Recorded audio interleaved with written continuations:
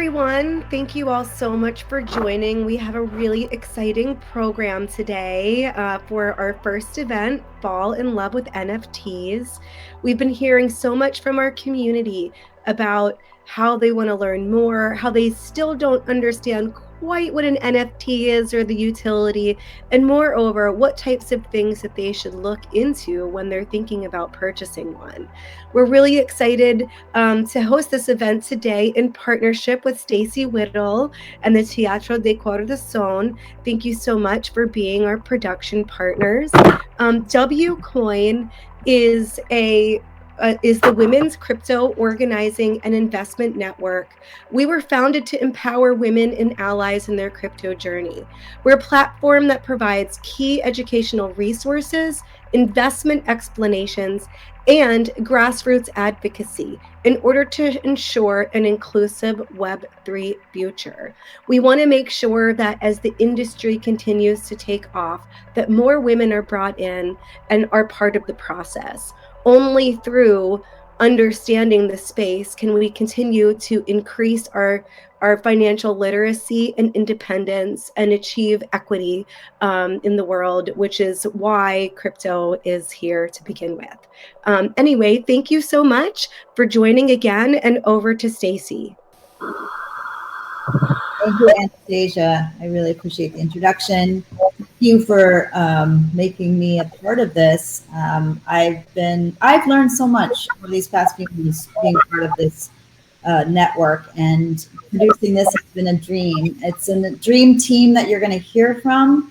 You're going to learn exactly what you need to know about how to mint an NFT, what it is, why you should care, and at the end of the day, why it can benefit communities that need it. So I don't want to take up much more time because we have a stellar panel in front of us. So thank you again to Anastasia and Tahara for allowing me to be part of this production team. And over to you, Nick. Thank you guys for inviting me. I am always excited to talk about NFTs and explain them to people.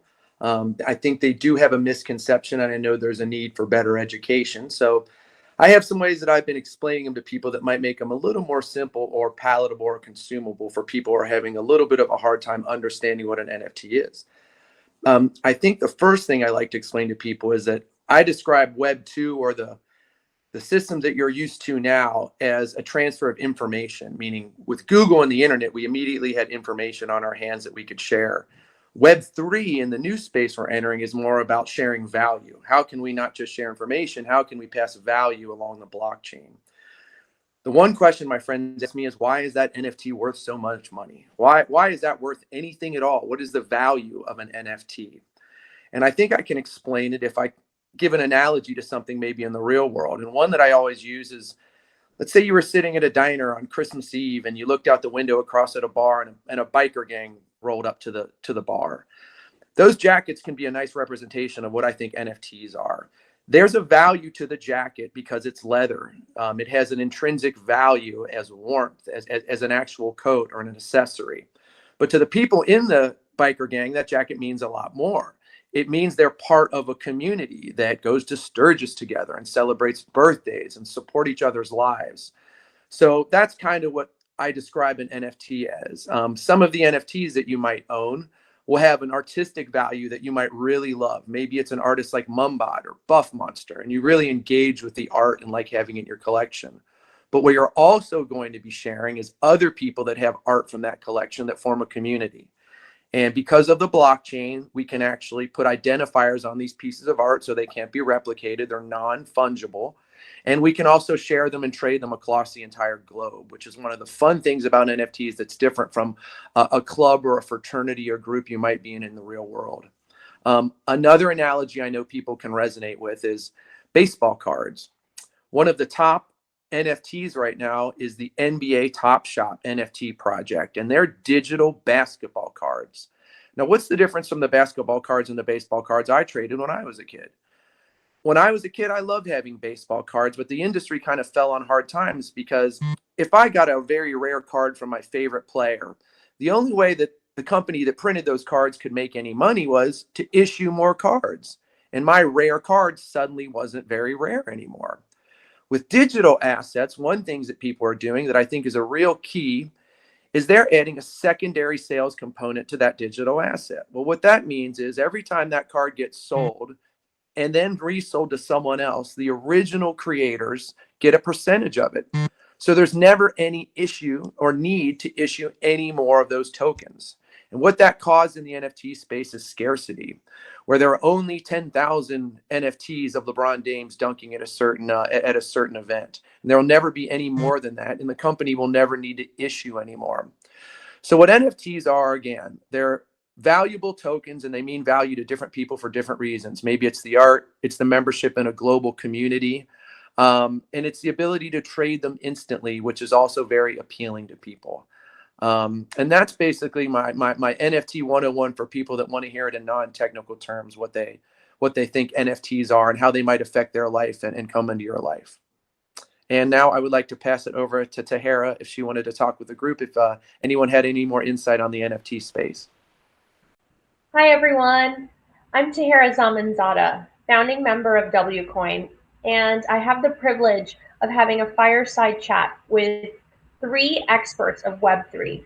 But first, thanks to Nick for that phenomenal explanation of all that is NFT. I love the analogies you use, Nick, to help us understand what NFTs can be compared to in our current life. From the exclusive biker gang leather jackets to the baseball and basketball cards of yesteryears, it makes such a good way to explain and identify exactly what NFTs could be related to. So let's dig in. I want to introduce our panel so we can get started on some questions we have for them. So let me introduce our panel so we can get started on some questions that I know everyone's itching to ask you guys.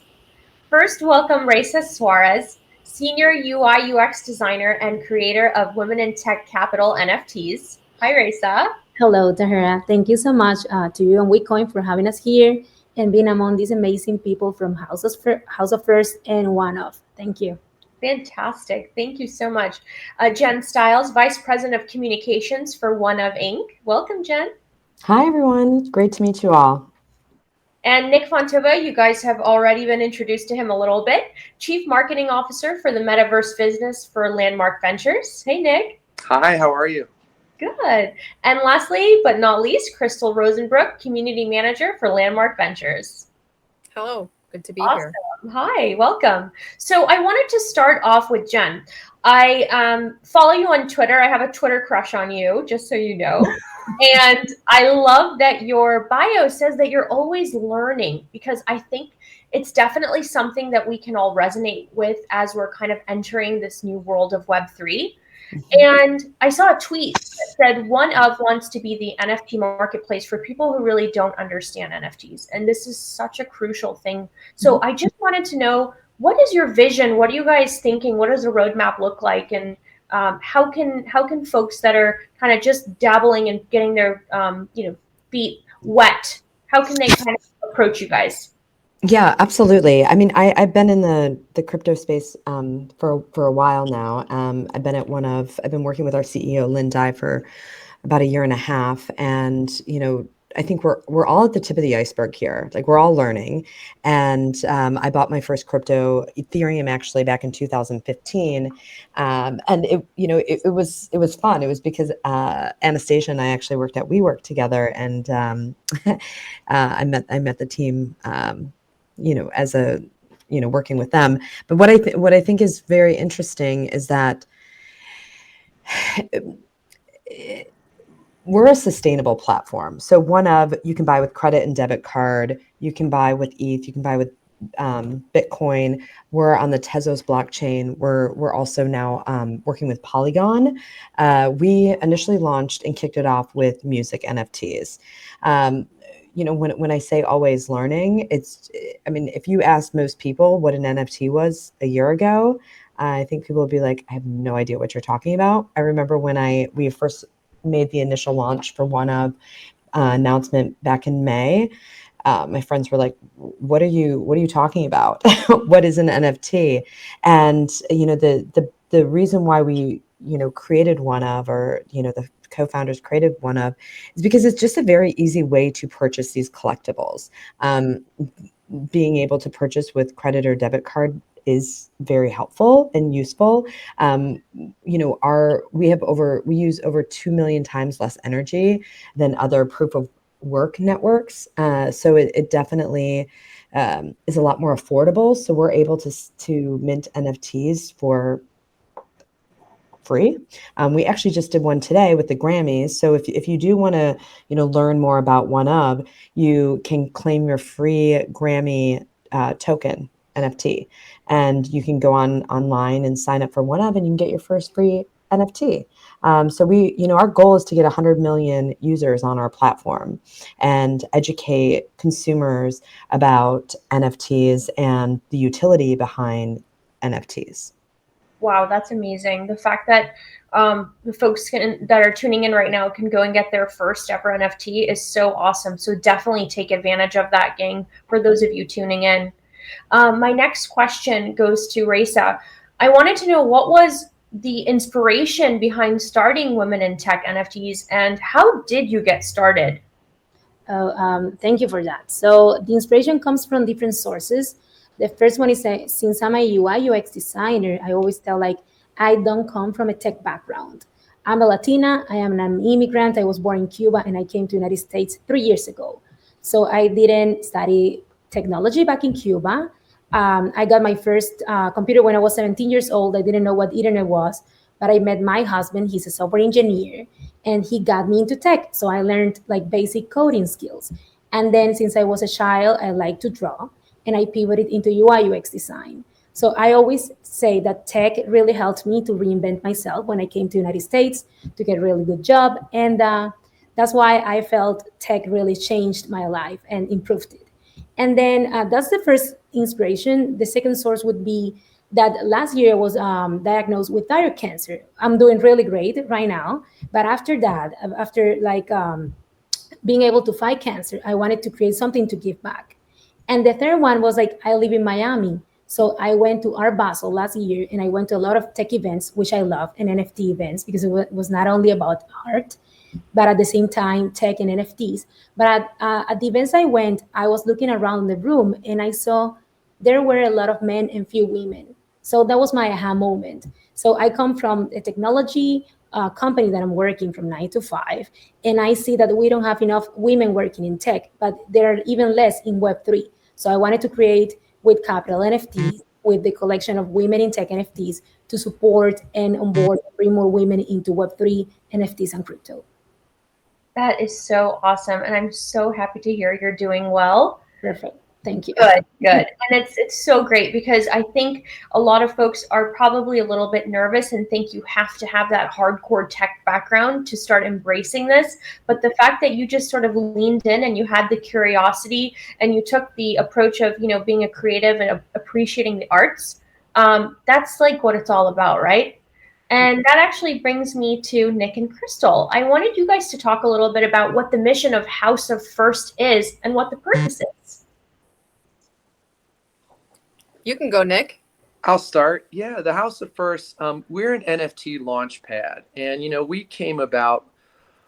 we felt as new people enter the space, it is a very scary space. And there's a lot of questions that people have in terms of onboarding and education. And we really wanted to be a safe, fully doxed team that helped real world artists curate collections and then mint them for our very savvy community.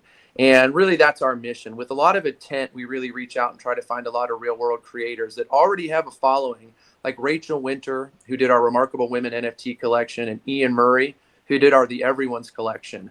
And I just really think education, we've talked about it a lot on Spaces recently. It seems like everybody's on the same page that if we're going to bring people into the space, we've got to be able to onboard them safely. And that's one thing at House of First. We try to provide a community that when people come in for their first NFT, where the moderators, our first mates, and our community is really helpful in letting them set up an NFT, choose and search for NFTs, how to find safety, how to use wallets.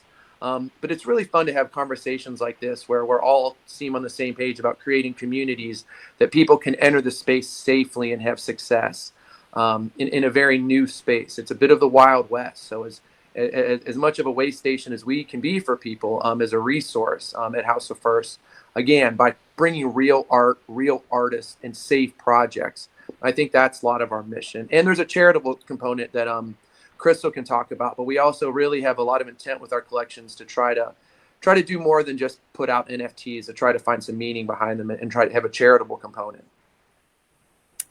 Yeah, I can just add a little bit to that. So Nick touched on this, like our name suggests, with House of First.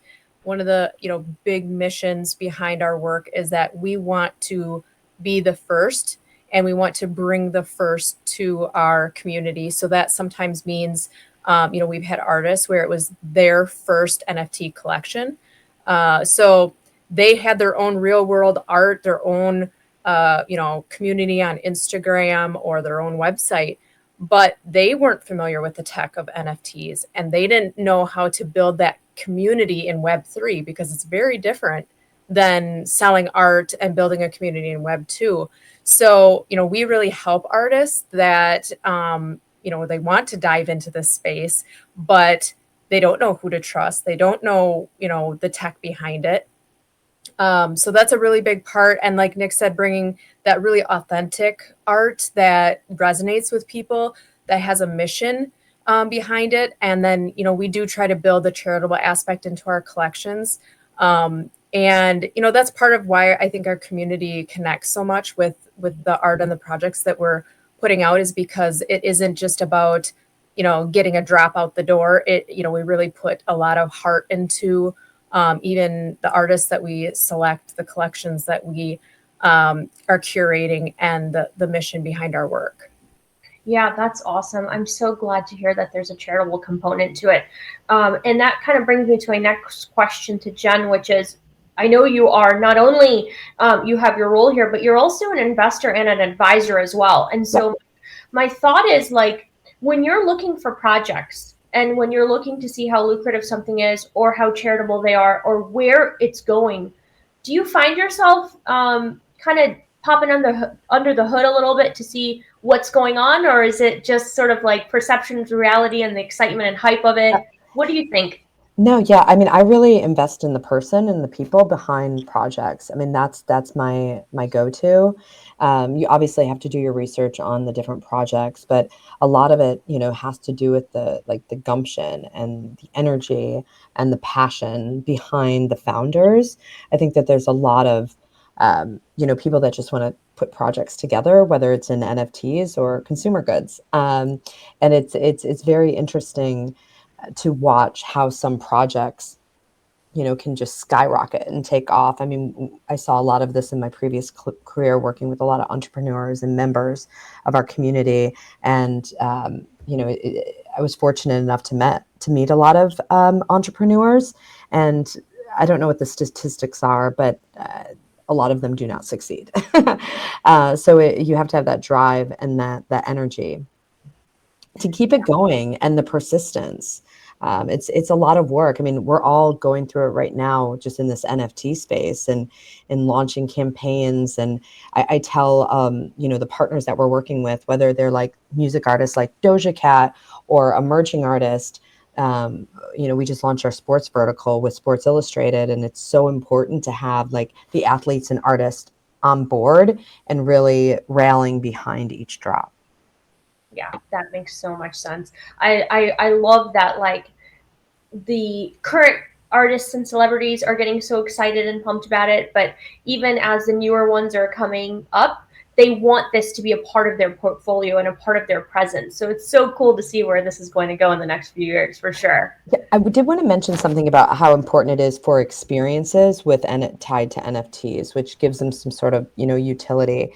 I know that a lot of projects are doing this, and I think it's an interesting time, and we're just all figuring it out, quite frankly. Yeah, That's so true. Here in Washington too, we're figuring it out. I mean, even you guys can imagine, like on Capitol Hill with congressmen and senators and governors, like they're trying to see if there's a way they can kind of add NFT collection to their, tickets as they're kind of signing up to be, for their next round of voting or whatever comes to get, the younger generation more excited and hyped about being, either a Republican or a Democrat or whatever they choose to be. So it's so cool to see everyone embracing it in their own way. And watching how, like, I moved from New York down to Miami, and Miami is just such a huge tech hub right now. I mean, when I'm out and about, like, it's really all people talk about, different forms of crypto, NFTs. Yeah. So It's everywhere now. That's true. it's everywhere.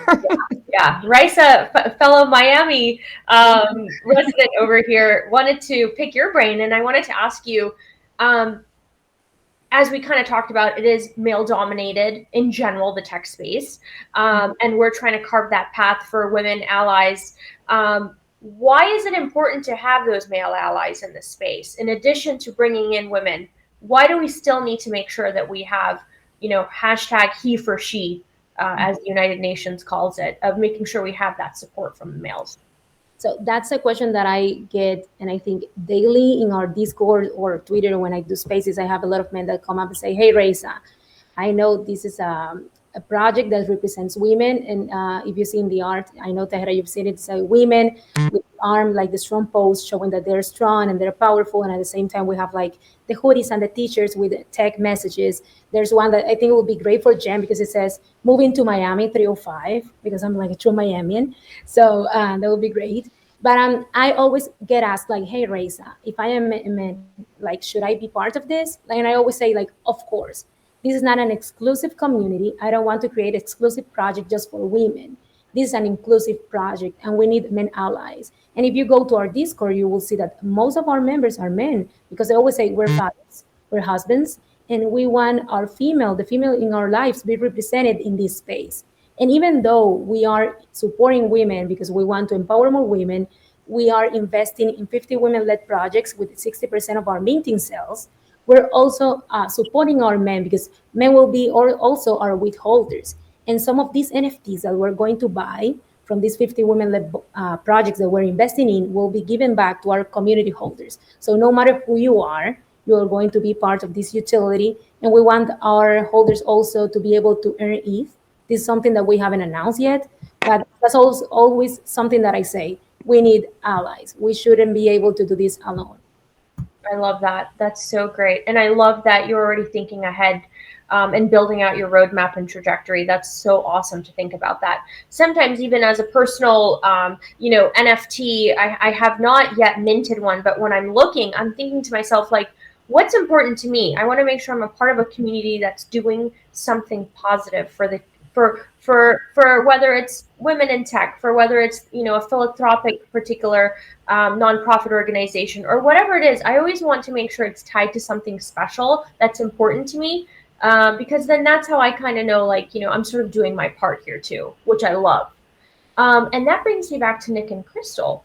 I want to know, what does the future hold? So what are your upcoming projects? Get us excited.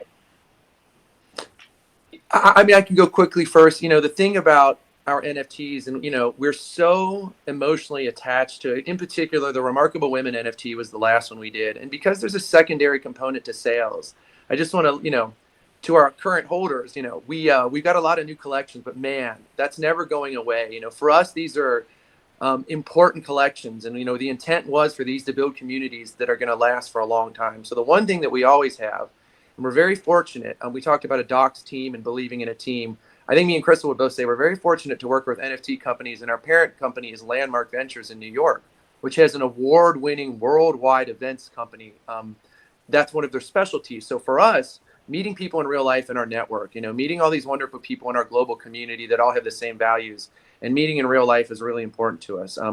Tomorrow, actually, I've got an early morning flight to Los Angeles tomorrow. We're doing a Remarkable Women Day event for International Women's Day at Fred Siegel. And we also have an event at South by Southwest to meet our members. In New York, everyone hopefully can come and visit us. For NFT NYC, we have another event. So it's very important.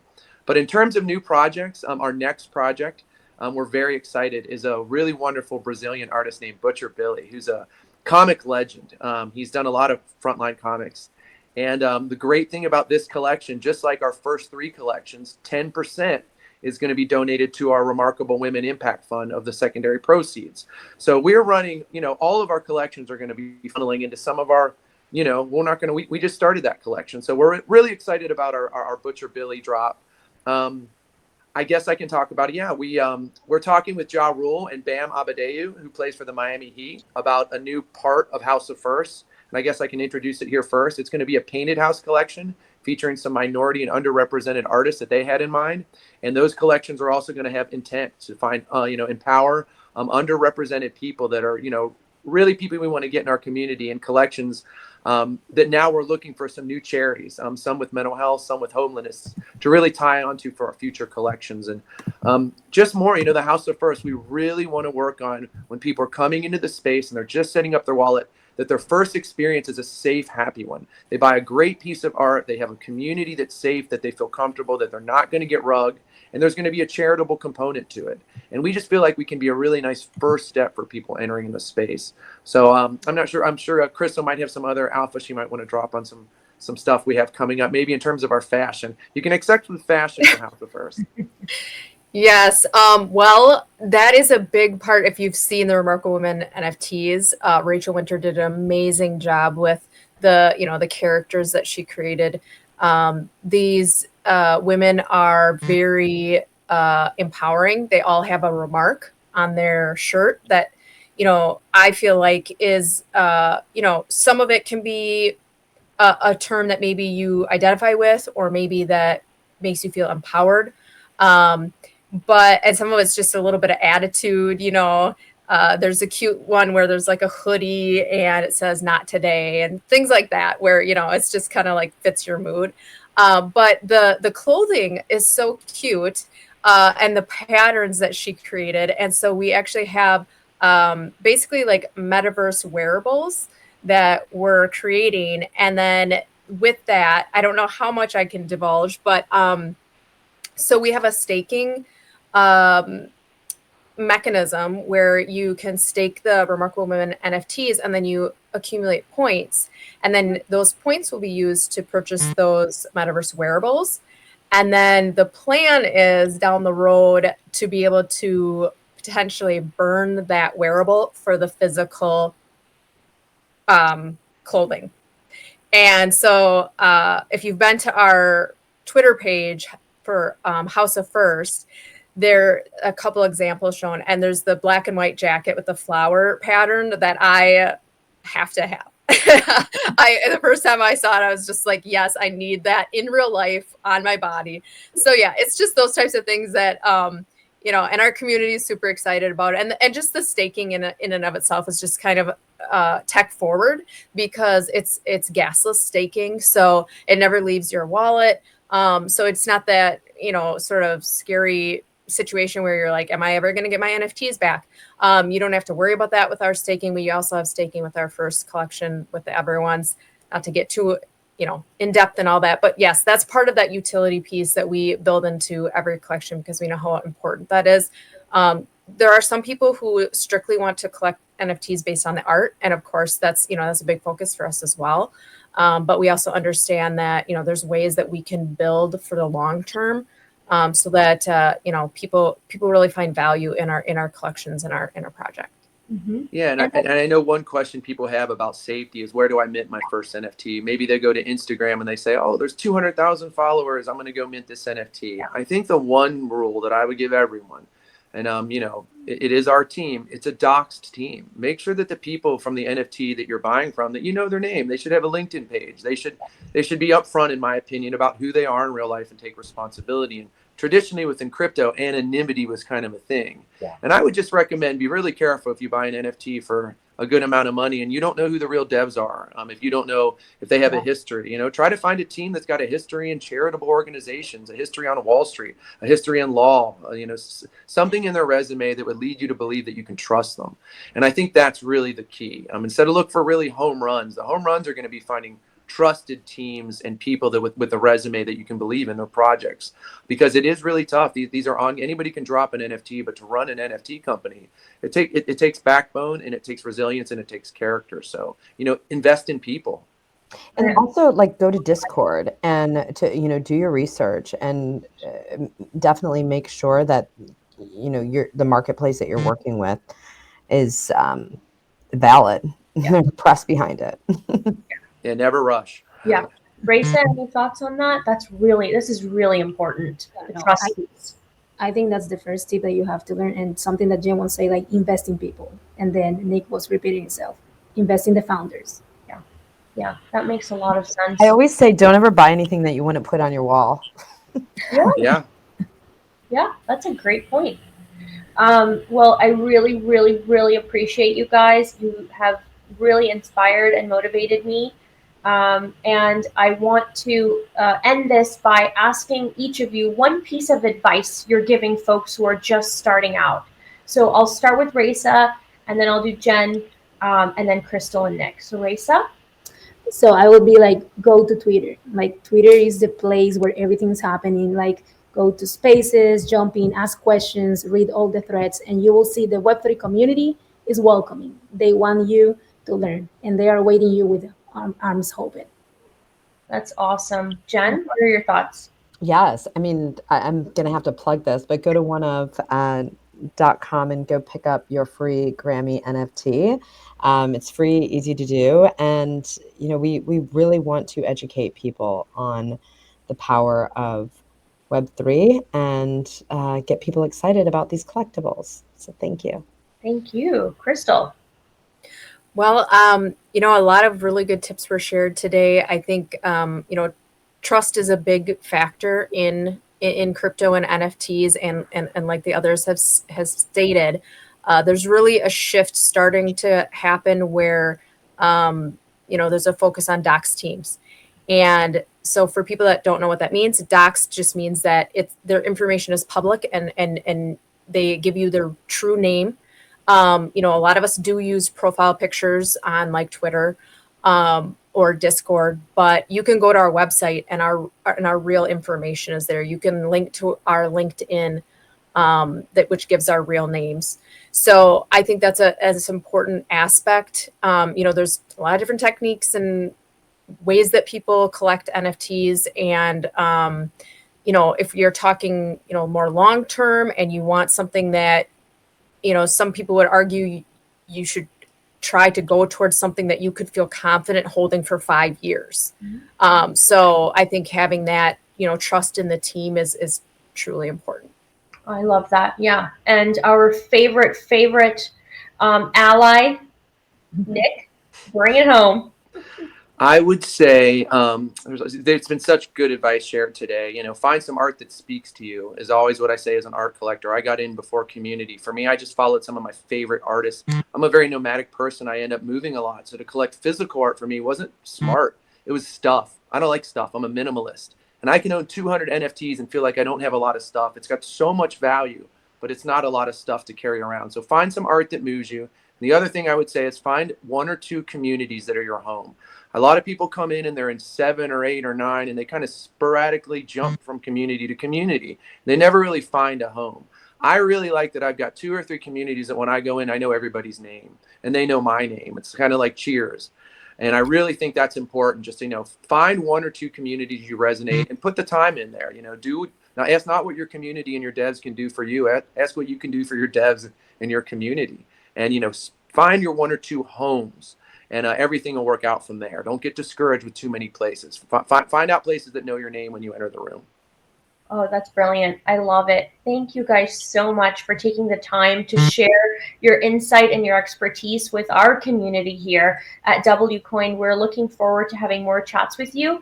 I hope next go around, maybe we could do a little deep dive of exactly what we were talking about, opening your first wallet, your digital wallet, and maybe minting your first NFT. So some guidance around that I think would be so much appreciated. But for this evening, thank you guys so much. And I hope that we get to have this conversation again soon. Thank you. It was great. Thank you. Hand it back over to you, Anastasia. Thank you so much to Hera, and thank you so much to all of our panelists. It was such a great conversation today. We learned so many tips and definitely a lot of things that I'm going to take with me. I agree, understanding the team, understanding the community. You know, it's one thing to appreciate the art, but it's as everyone said today, it's a business, and you need to be able to look under the hood and see what's there before you're investing some real money or crypto into it. So thank you all so much for joining again, and we hope to host another event soon. And please make sure to follow us on Twitter and Instagram at WCoin Network, and sign up for our newsletters and keep in touch.